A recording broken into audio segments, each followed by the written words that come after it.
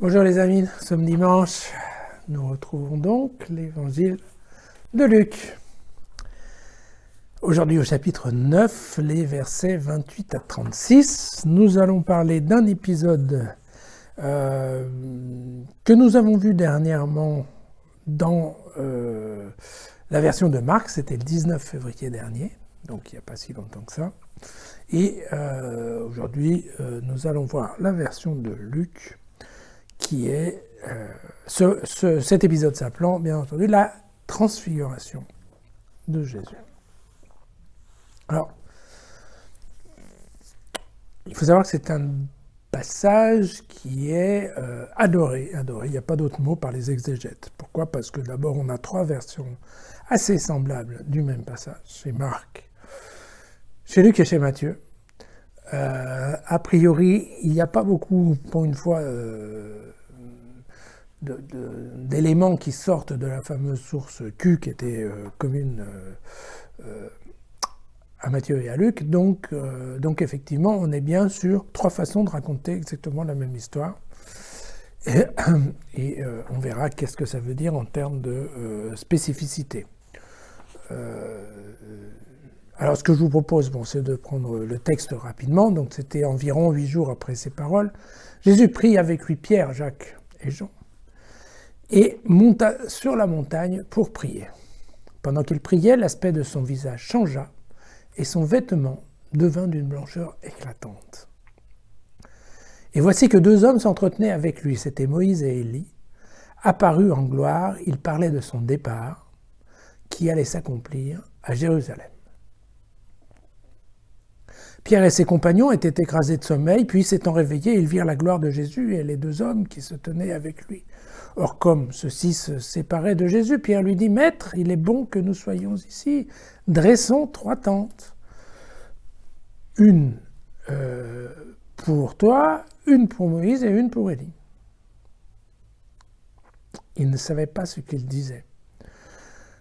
Comme il parlait ainsi, survint une nuée qui les recouvrait. La crainte les saisit au moment où ils y pénétraient.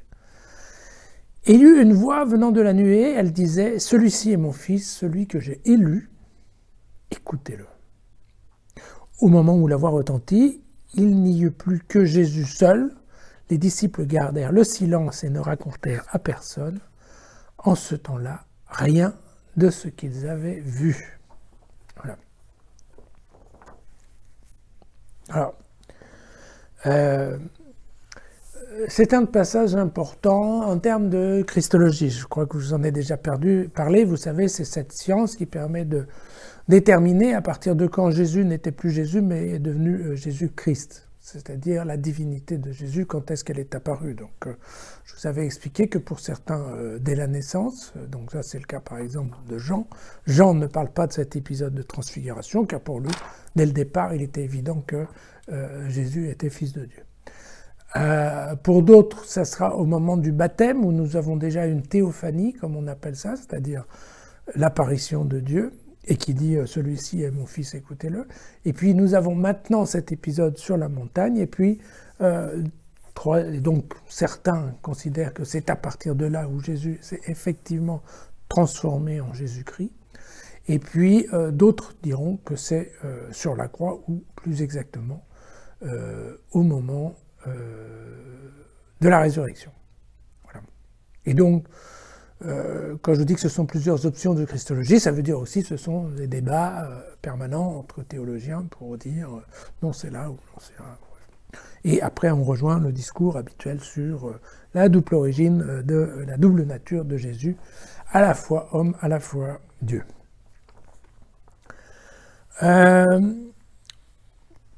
Je pense que, personnellement, je pense que beaucoup de gens ont considéré cet épisode comme, bon, d'une part, réel. Certains pensent que non, mais d'autres se demandent si ce n'est pas effectivement une séance mystique qui a pu se passer après tout en priant sur la colline. C'est possible. Mais surtout, beaucoup de gens, si vous voulez, reprochaient à la première théophanie, celle du baptême. En fait, tout le monde sait que le baptême, c'est une vraie construction littéraire. Personne ne connaissait Jésus à l'époque de son baptême. Donc, on en a souvent parlé. Donc, effectivement, tout ce qui est l'enfance de Jésus, ou la partie avant sa vie publique, en fait, elle a été réinventée, reconstruite, ou éventuellement à partir d'un certain nombre de témoignages, dont celui de Marie, mais globalement, personne n'y a assisté. Par contre, ici, non, nous sommes déjà dans la vie publique, puisqu'il a déjà des disciples, et il a déjà constitué son équipe. Et donc, probablement, ça lui donne un peu plus, effectivement, de poids et de crédibilité. Voilà. Alors, il y a, on va dire, je vais vous parler juste des spécificités de Luc par rapport aux deux autres évangiles. Alors, les spécificités, c'est les suivantes. D'abord, dans ce cas-là, Jésus est monté sur une montagne pour prier. Et c'est le seul qui parle de ça, parce qu'en fait, pour Luc, la prière est importante.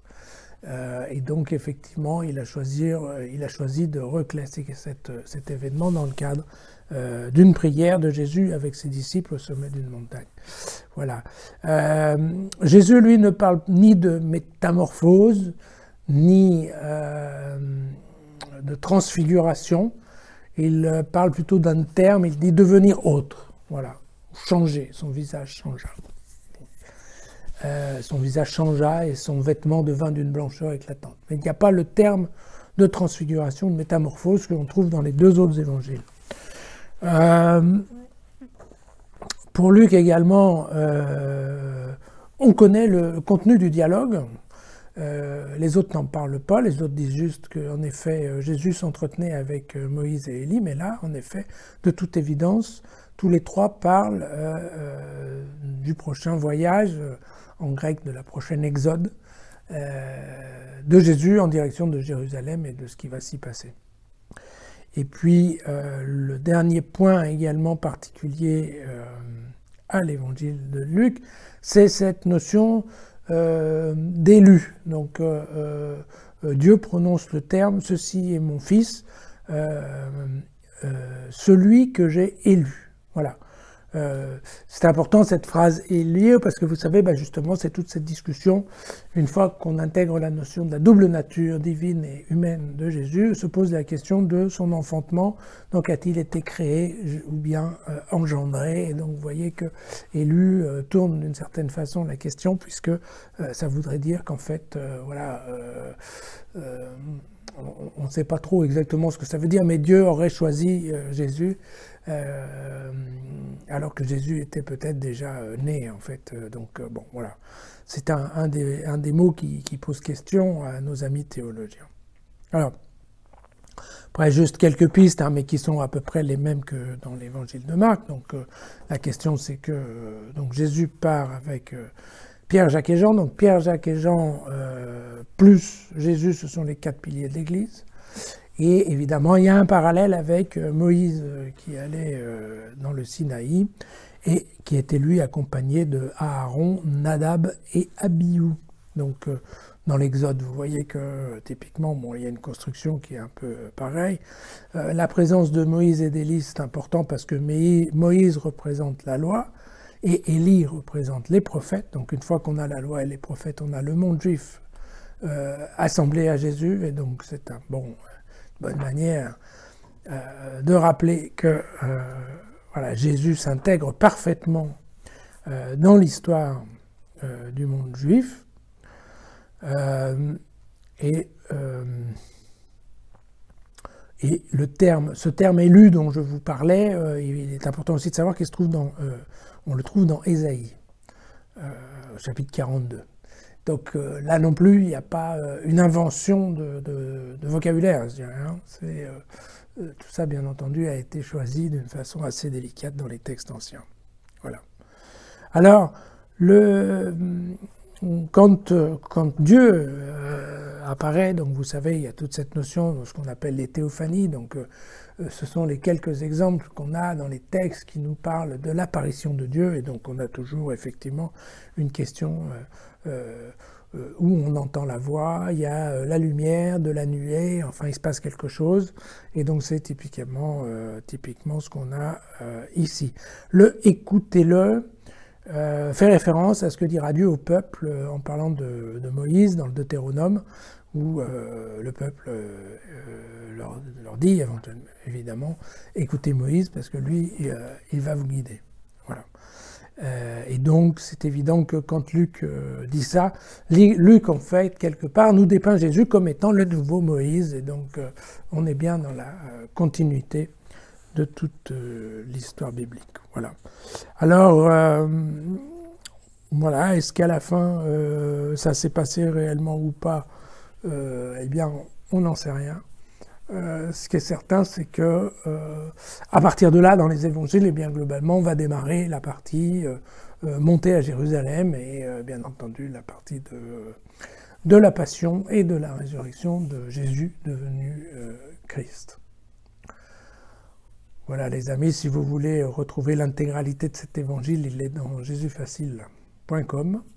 Et puis si cette vidéo vous a plu, n'hésitez pas à la passer à vos connaissances et à vos amis. À demain.